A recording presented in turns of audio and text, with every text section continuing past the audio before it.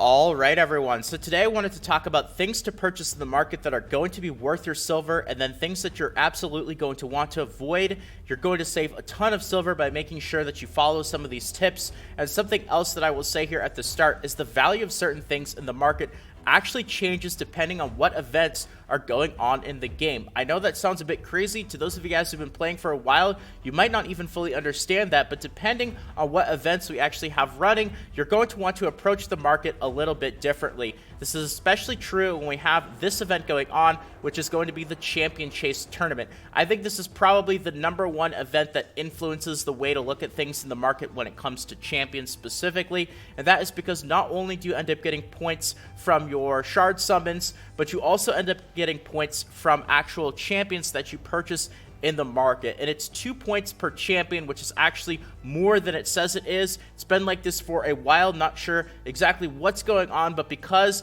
Plarium has not really done anything to change this anytime recently, it's been many Champion Chase tournaments now where champions give you 2 points instead of 1 from the market. I think it's pretty safe to say that it's a permanent part of the game now.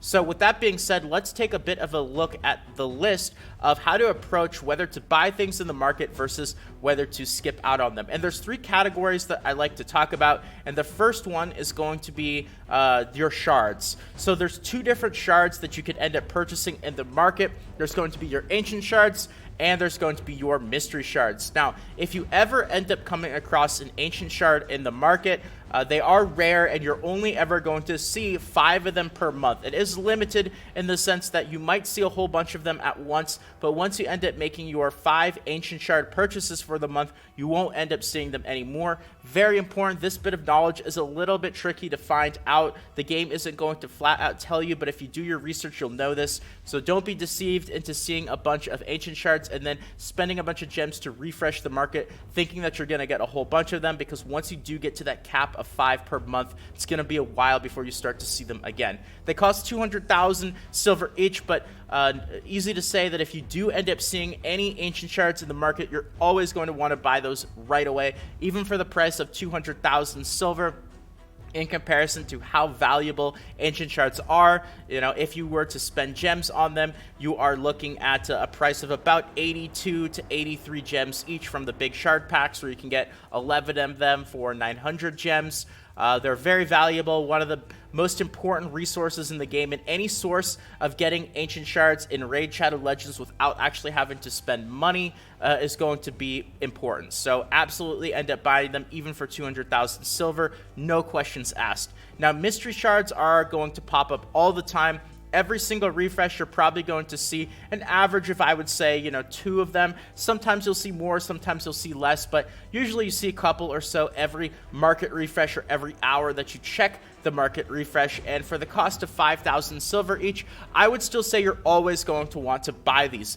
Now, some people who've been playing the game for a while, if you have a whole bunch of mystery shards saved up, you might be asking, well, if I have thousands and thousands of mystery shards saved up, do I still want to buy them? And I'll say it's probably still worth it. For the cost of 5,000 silver, not only do you never know when you might end up needing more food, but it's going to be the cheapest source of food that you can end up getting as well. If you decide to buy champions in the actual market, which we'll talk about in a second, you're going to look at a much more expensive cost than, the 5,000 or so that you spend on mystery shards. And even if you don't actually need a bunch of food champions and you feel like it's going to be a really long time before you do, you can always end up using mystery shards to work on completion for events. They do give you 1 point each during the summon rush events. I know it can be frustrating to summon a bunch of mystery shards over and over and over to try to get the rewards for those summon rushes, but it's going to be a way to help you complete that event without actually having to use your more valuable shards like your ancient shards or your void shards, so you can save those for your double rate events. You will also get points for the Champion Chase Tournament. You won't get 2 points per champion. For mystery shards, you'll only end up getting 1, but still, they are going to be not only useful for food champions, but they can be they can be used to work on completion towards a bunch of different summoning and champion related events as well. So I still say, for the most part, it's going to be worth it, even if you don't directly need the food champions or mystery shards right away themselves. So now that we have that first category out of the way, Let's move on to the second category, and that is going to end up being your champions. Now, this is the category that really changes in terms of how to approach it depending on what events are going on versus what events are not going on. So there's two different types of champions that you can end up purchasing in the market. There's going to be your common champions, which vary in price. They're going to be 6,000, 8,000, or 10,000 silver each. And then you have your uncommon champions, which are going to be 39,000, 44,000, and 49,000 silver each. So it's going to be one of those three prices. It just seems like it's RNG depending on what it rolls. So for your commons, though, it's going to average the 8,000 silver each, and for your uncommons, it's going to average 44,000 silver each. Now, the first thing that you might notice about buying champions in the market is it's going to be a lot more expensive than buying those mystery shards. I just bought those up for 5,000 silver each, and if you take a look at what mystery shards end up giving you, you're looking at about a 3/4 chance for a common and about a 1/4 chance for an uncommon. That's a pretty good deal for 5,000 silver. You're looking at a great value to get your commons and your uncommons. And if you look at buying champions directly, not in the actual mystery shards from the market, it's going to be quite a bit more expensive. You're looking at about an average cost of twice as much. So why would you ever end up buying champions in the market rather than just buying the mystery shards themselves? Well, first of all, it allows you to get specific champions. Not really super important for commons or uncommons, but it still does give you that option. Another thing as well is it actually gives you the ability to buy more champions at once, whereas you might only see 1 or 2 mystery shards. You'll have to wait another full hour before you buy more mystery shards. Then you'll have to wait another hour on top of that. Sometimes you won't even see mystery shards. So it gives you the ability to just buy more champions in general every hour from the market. But in my opinion, the biggest thing about this is the actual champions that you end up buying in the market are going to give you 2 points each for the champion chase tournament. And I'll just show you guys as an example here. If I buy this common ranger for 6,000 silver, you'll see that it gives me 2 tournament points for the champion chase. This is a great way to get points for your champion chase tournaments without actually having to summon a bunch of ancient shards, voids, sacreds, or anything like this, because I always like to say that you want to try to save your more valuable shards for the 2 times rate events rather than summoning them when there's other stuff going on, because it just seems like the double rate events are always going to give you the best value. So if you are looking at trying to complete these champion chase tournaments and get points without using your more valuable shards, buying champions in the market is going to be a reasonable alternative if you have the silver. Now, that's the thing, is this can get pretty expensive, especially if you decide to buy all the commons and all the uncommons every single refresh. It's not really the best value in terms of what you're getting out of it in food champions, but when you count in the 2 tournament points that you get as well, it's really not too bad. Yes, the commons and uncommons will both give you the same number of points. They both give you 2, so it's not like the uncommons give any more. And I say, if you're trying to get some of the rewards from the champion chase, it's worth taking a look at if you've got the silver, but I would not go out of your way to actively spend gems to refresh in order to get the champions, to get those points. I still think that there's going to be much better uses for your gems when it comes to things like energy refills or buying big shard packs. I still think that's going to be better than the market, but this is at least an option to help you out with those events. So that's something that you might want to consider now. Maybe you didn't know this before, but it's been working like this for a while. I don't really know. Plarium's never really added any kind of a note saying why they've made it so that champions in the market give 2 points each instead of 1, but that change was made quite a while ago and makes the market at least a little bit more lucrative when it comes to buying champions. So now that we have the shards and champions out of the way, let's talk about gear. Now, gear is something that I could spend a lot more detail talking about today, but there's one really big point that I want to talk about in this video that's really, really important when it comes to your decisions on whether to buy gear in the market versus whether not to buy gear in the market. Now, the first thing is I would skip buying all 3-star gear. Even if you are a newer player, you're going to get to the point sooner than you think where you're just not really going to be using 3-star gear on your champions, so you don't really want to spend a whole bunch of silver on 3-star gear, and then even worse, spend more silver leveling it up to plus 12, plus 16, and then just replace it really soon afterwards. So I would avoid it. I would just not buy 3-star gear from the market overall. it's not really going to get the use for it in terms of how much silver it's going to end up costing you to buy it and invest it.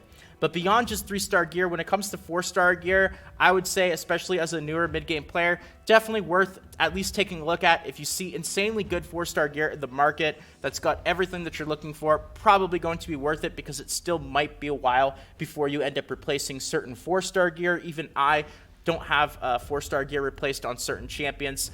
5-star gear, though, if you do find any decent 5-star gear, it's absolutely going to be worth buying up in the market. And even me, as I guess you could say, a mid-game to late-game player, kind of in the middle of both of those right there, there are still occasionally 5-star gear that I will find in the market that is going to be worth it for me to buy. It's rare, but it does happen. You know, even like this chest that just popped up right now, this is actually not terrible and worth considering, because it's got that HP percentage main stat, and it's got a crit rate substat on a rare. If I get lucky and I roll that crit rate twice, that's actually not terrible of a chest piece. Is it amazing? Is it really end game? Not really, because it's got a flat attack and it's only a rare 5-star, but it's not terrible. So that's the kind of stuff that's worth taking a look at in the market and thinking to yourself, especially if you're, you know, kind of in the middle of the road of being a mid-game player, might actually end up being worth it. Now, something important, the most important note about buying gear in the market that I wanted to touch on in this video is you want to be a lot more strict with your weapons, your helmets, and your shields than your chest armor, your gloves, and your boots. And the reason is because you're going to see an average of about the same number of weapons, helmets, and shields in the market as you will gloves, chests, and boots. But when it comes to your weapons, your helms, and your shields, they're always only going to have one main stat. So your shields will always have flat defense, your weapons will always have flat attack, and your helmets will always have flat HP. So the only thing that you have to worry about is those substats. However, when it comes to your gloves, chests, and your boots, you have to not only worry about if they have good substats, but also if they rolled a good main stat. So it's going to be a lot more difficult for you to find a decent chest piece, boots, or gloves in the market that's worth buying than weapons, helmets, or shields. So you don't want to go too crazy and buy any somewhat decent looking weapon, helmet, or shield, because if you do, you're just going to get bombarded and you're overall going to get flooded with weapons, helmets, and shields, and you're just not really going to be using a bunch of them. So you'll spend a bunch of silver on this stuff, realize you've got too many of them, and you're going to have a big shortage of your gloves, chests, and boots. So my general rule of thumb is when it comes to weapons, helmets, and shields, I always try to look for 2 really solid substats, like really good, like crit rate, crit damage, speed, crit rate, speed, crit damage, something along those lines. I try to have it be at least blue or epic. It's got to be really, really good. Whereas when it comes to the chest, gloves, and the boots, it's okay if it's got one less stat roll on it that's decent. Like this one, it's got a good main stat, but it only has one good substat. So it's a notch below what I would look for in a weapon, helmet, and shield, and that's kind of to cancel out that balance, or else I would just end up with way too many weapons, helmets, and shields. So that's the important note about gear itself. Besides that, you know, there are occasionally times where you can find some really good stuff in the market, so it absolutely is going to be worth taking a look at for free every hour. I would not spend gems, regardless of anything that I said. Still going to be better ways to use gems in the market. They haven't really made the market quite lucrative enough to refresh, but for free, might as well take a look at it and get as much out of it as you can. So that's going to be everything that I wanted to share with you guys in the video today about the market. So hopefully this information helps you guys out, especially that stuff related to the Champion Chase tournaments. Maybe you didn't know that. So with that being said, thank you guys for watching. I hope that you guys enjoyed. And if you did and you want more videos like this in the future, consider subscribing to the channel. Feel free to toss a quick like as well. It helps out more than you can imagine. And more Raid Shadow Legends videos, guides, tutorials, and all that fun stuff should be popping up on the screen right about now. Feel free to check them out. But if not, until next time, this is Salt of the Salty Guild, signing out.